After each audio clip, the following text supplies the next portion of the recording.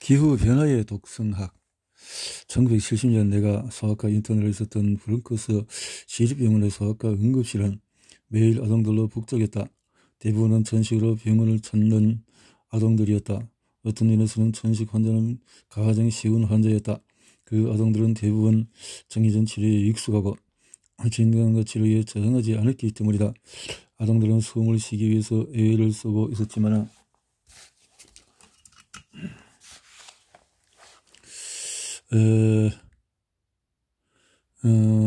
익숙하고 진단과 치료에 저항하지 않았기 때문에 아동들은 에피네프린 주사만 맞으면 증상이 완화되는 사실을 알고 있었다. 이런 천식 환자들은 적극적으로 치료될 수 있고 치료법도 효과적이었지만 대부분은 병원으로 다시 돌아온다. 심지어 같은 날이 돌아올 때도 있다. 이 아동들이 아픈 이유는 무엇일까? 천식은 복잡한 질병일 수도 있다. 그러나 중요한 위험 요인은 대기 오염이다. 브롱코스의 경우에 주로 트럭 연료의 연소와 황이 포함된 난방연료가 문제였다. 이제 우리는 이산화황과 수증기가 섞이면 황산이 만들어져서 폐의 소기도를 수축시킨다는 사실을 잘 알고 있다. 황산은 상기도의 액체막에 갇히는 경향이 있기 때문에 상황을 더욱 악화시킨다. 그런 메커니즘은 결국 호흡, 특히 날숨을 어렵게 만든다.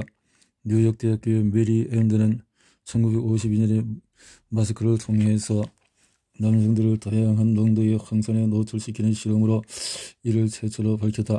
그리고 로체스터 대학교의 마크 우텔과 그의 동료들이 체인부 실험을 통해서 천식 환자가 증상이 맞아도 황산 의로절에 10배나 더 민감하고 도시 환경에서 흔히 경험하는 황산 농도 수준에도 호흡에 심각한 장애를 경험한다는 사실을 밝혀냈다. 이산화황이 포함된 대기 오염이 건강에 영향을 미치는 것은 새로운 현상이 아니었다. 황이 포함된 석탄을 가정용 난방에 사용하던 19세기에 런던에 살았던 찰스 디킨스를 비롯한 많은 작가들이 심각한 오염에 대해서 기록을 남겼다. 1950년대에 겨울에 런던에서는 오랫동안 심한 안개가 발생해서 가시거리가 약 180m 이하로 줄어들었다. 성바솔리우무 병원의 의료진은 안개 속에 높은 농도의 연기가 이산화황이 포함되어 있다고 보고했다. 1952년 12월에 대런던 지역에서는 안개 때문에 대략 4,000명이 사망한 것으로 추정되었다. 55년에 겨울에도 안개에 의한 사망자 수가 1,000명에 달했다. 기관지염에 의한 사망자 대부분이 신생아와 노인이었다. 그 뒤에 통계는 천식과 오늘날 우리가 기관지염이라 부르는 것을 구분하지 않았다. 그러나 뒤늦은 깨달음 덕분에 우리는 그 피해의 대부분이 이산화황 때문에 악화된 천식에 의한 것이었음을 알게 되었다. 석탄의 연소는 이산화황 이외에도 다방향성 탄화수소도 생성시키고 니켈, 크롬염, 비소, 성과 같은 금속도 배출시킨다. PHA는 표시벌 포시, 고환암의 원인으로 지목한 굴뚝근댕이나 담배 연기에서도 발견되는 것과 똑같은 발암물질이다. 니켈, 크롬, 비소와 같은 원소도 인체 발암물질로 알려져 있다. 그런 발암물질은 더 큰 입자성 물질에 흡착 시키거나 발전소의 굴뚝 배기 가스를 적절하게 처리하면 배출량을 허용 수준 이하로 낮출 수가 있다. 이 입자를 포획하는 데는 두 가지 기술이 사용된다. 배출가스가 반드시 지나가야 하는 통로에 대형 진공 청소기의 주머니와 같은 역할을 하는 집진 장치를 설치하면 배출가스를 걸러낼 수가 있다.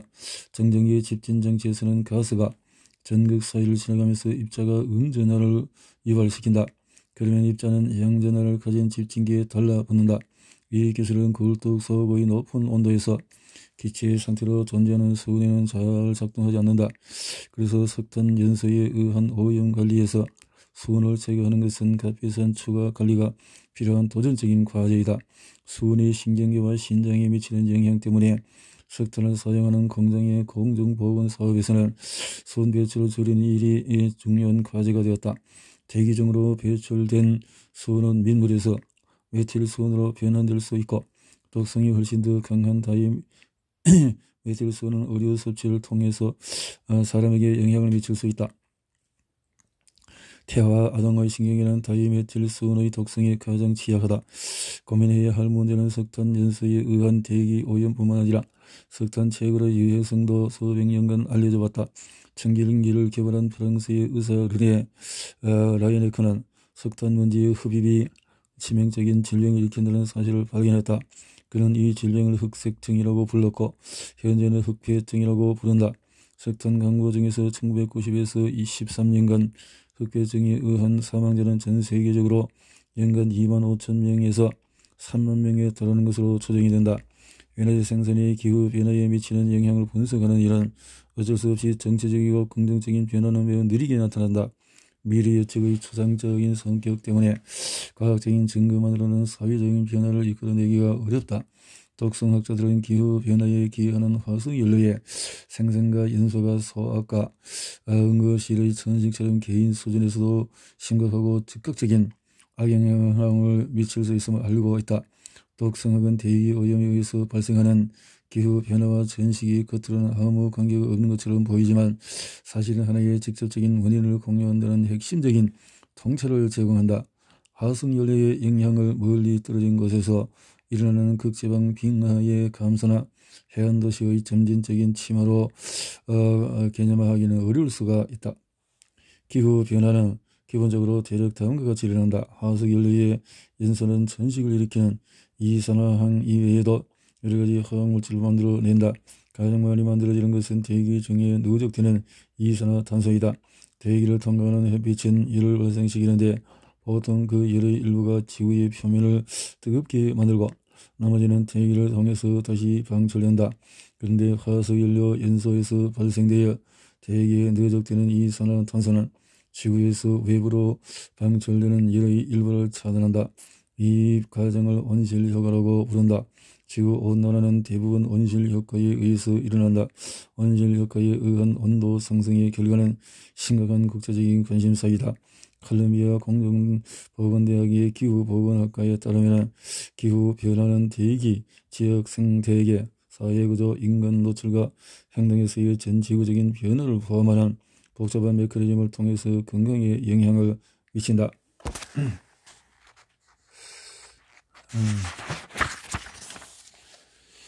흰절 순모기라는 특정한 두 종의 모기가 서식 영역을 확정을 한다. 로부트 이렇게 흑폐점 이렇게 순모기 온실변화 로버트 우드 존슨 의과대학 소속의 버나드 걸상인과 오리건州立대학교 리드는 91년에 화석연료의 연소에 의한 이산화탄소의 농도 증가가 건강에 미치는 기후변화 효과뿐만 아니라 도심 지역에서 폐 질병을 일으킬 수 있는 대기 오염 물질들의 농도도 증가시킬 수 있다는 사실을 지적했다. 더 최근에는 건강과 기후변화와 함께 일으키는 질병 사이의 관계에 대한 연구가 늘어나고 있다. 연구들 대책에서 대략 6만인 조기 사망, 6만 5천명이 만성 기간 이렇게 된다. 오존도 화석연료 연소에서 발생하는 오염물질이지만 그 발생 경로는 훨씬 더 복잡하다. 오존은 대기 중에 존재하면서 생명을 유지시켜주는 두 개의 산소 원자로 된 기체의 분자와 다른 세 개의 구성된 큰 산소 분자이다. 대기에는 주로 산소와 질소가 들어있고 고온에서 연소가 일어나면 산소의 일부가 질소와 결합해서 산화질소가 만들어진다. 햇빛이 들어있는 자외선에 의해서 만들어지는 이산화질소가 공기 중의 다른 산소 분자에 산소 분자를 추가시켜서 오존이 만들어지기도 한다.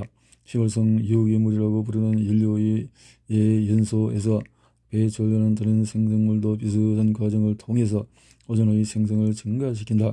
숨쉬는 공기 중의 오존이 폐에서 적절한 호흡에 꼭 필요한 작은 공기 주머니인 폐포를 파괴할 수 있다는 사실을 이제 누구나 알고 있다.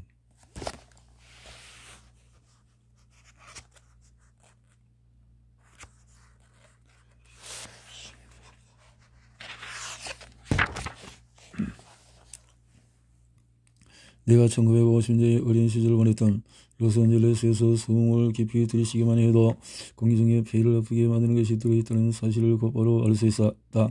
우리가 느끼는 것은 오존이었지만 우리는 그것을 스모그라고 알고 있다. 스모그. 독소, 온실, 가스, 배출 측면에서 보면 석유는 석탄과 천연가스의 중간에 해당한다. 그러나 천연가스에 의한 새로운 건강 문제가 등장하고 있다.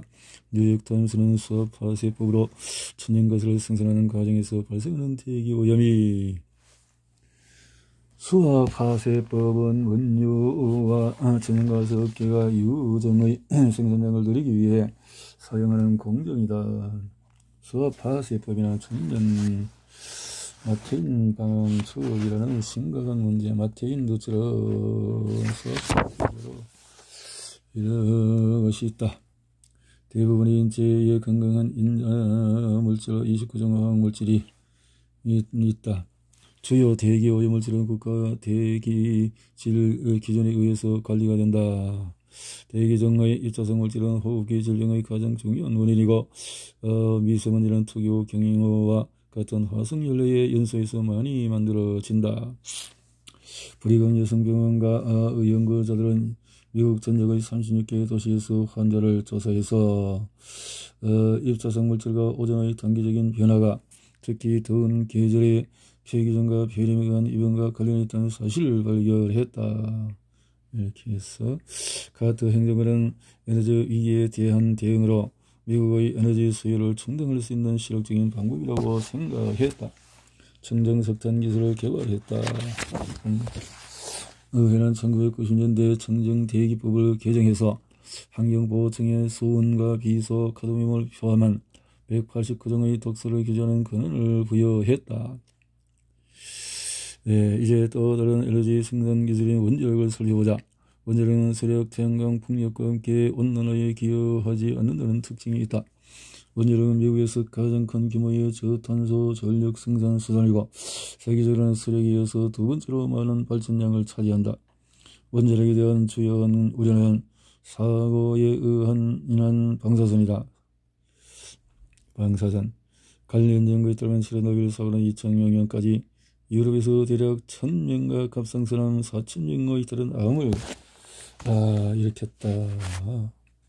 앞에서 B12 정마 기준에 대한 위험평가에서 보았듯이 이 추정에는 용량에 관한 뿐 아니라 영향을 받은 집단의 적용 가능성과 관련한 가정이 개입이 된다. 체르노빌 추정. 체르노빌의 목소리를 통해서 끔찍한 현장 모습을 기록으로 남긴 스베틀라나 엘렉시예비치는 그 공로로 2015년에 노벨 문학상을 수상했다. 최악의 노출. 원자로가 3-4메가톤 폭발의 규모로 폭발해서 키예프와 민스크를 포함하여 유럽의 대부분을 사람이 살 수 없는 곳으로 만들기에 충분할 정도로 넓은 범위의 방사선을 확산시킬 위험이 있었다. 그래서 잠수부들이 방사성 물질이 들어있는 수조로 들어가서 우리 놈과 흑인이 들어있는 것으로 물이 들어가지 않도록 안전절거의 볼트를 열어야만 했다. 결국 그들은 폭발을 막아내는 데에 성공했다. 그러나 알렉시 예비치가 기록했듯이 이 사람들은 더는 살아있지가 않다. 원자력의 독성에 대해서는 오래전부터 건강 문제와 관련이 있는 것으로 알려져 있던 다른 문제가 있다. 우리는 최강이다. 우리놈이 농축된 곡물에서 방출된 러던가스의 자선 입자들이 지하광선의 에어로들에 흡착되어서 해양을 일으킨다. 미국에서 가장 큰 규모의 우레늄 생산 지역인 뉴멕시코 주의 그랜츠의 우레늄 광산에서 초과 폐암 치사율에 의한 보건 비용에 대한 연구에서는 1950에서 70년의 최강 기간 중에 발생한 총 보건 비용이 2240만에서 1억 6,500만 달러에 이르는 것으로 밝혀졌다. 중국은 전세계 히토류 중금속 수요의 99%를 생산한다. 이렇게 태양전지의 생산 과정을 살펴보면 태양광 에너지에서도 비슷한 문제를 볼 수 있다. 태양전지의 대부분은 원소 상태의 실리콘으로 정제되는 수정에서 만들어진다. 그런데 수정의 최강은 교폐증을 일으킬 수 있다. 수정을 야금학적 수정의 실리콘으로 변환시키는 공정은 거대한 용광로 속에서 진행이 된다. 제조사들은 웨이퍼 세척 플루오린산을 써야 한다. 플루오린산이 피부에 닿으면 부식이 강한 이 액체는 조직을 파괴시키고 뼈에서 석회제를 제거시킨다. 여기서 비형 편식 분석을 고려하면 직업병을 다른 에너지 분야의 경우와 비교해야 한다. 자급자나 환경의 보건 문제를 전혀 일으키지 않고 더 광범위한 인구 집단의 보건에도 영향을 미치지 않는 에너지 생산 기술은 없다는 것이 핵심이다.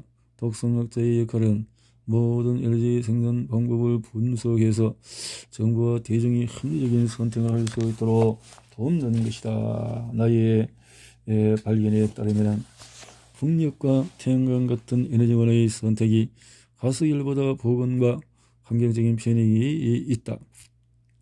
전기를 생산하는 가장 좋은 방법에 대한 논란의 역사적인 정치적인 맥락은 흔히 과학적인 이슈를 압도하는 것처럼 보인다. 예를 들면 체르노빌 사고와 미국의 스리마일 섬 사고, 그리고 일본의 후쿠시마 사고가 일어나기 전과 후의 원자력 에너지에 대한 인식을 생각해 보라. 그럼에도 불구하고 그런 사고가 대중의 여론과 정치적인 입장에 결정적인 영향을 주었던 것은 분명하다. 스리마일 섬 사고 이후에 미국에서는 원자력 발전소 건설을 시도하지 않았다. 그리고 후쿠시마 사고 이후에는 일본과 독일이 모두 기존의 발전소까지 폐쇄하기로 결정했다. 그러나 독성능이나 기후 변화의 관점에서 보면은 그런 결정은 의문스럽다. 우리는 그런 사고로부터 교훈을 얻고 위험을 통제할 수 있기 때문이다. 심지어 체르노빌까지 고려하더라도 원자력에 의한 바람스러움과 사망한 화석연료의 생산과 사용에 의한 보건 문제와 비교하면 사소하다. 요약하자면 화석연료의 사용은 세계적으로 조기 사망의 가장 중요한 원인이자 기후 변화의 가장 중요한 원인이다. 세계 보건기구에 따르면 화석연료의 연소에 의한 대기오염과 기후 변화는 세계적 보건협회의 목록에서 가장 심각한 문제이다.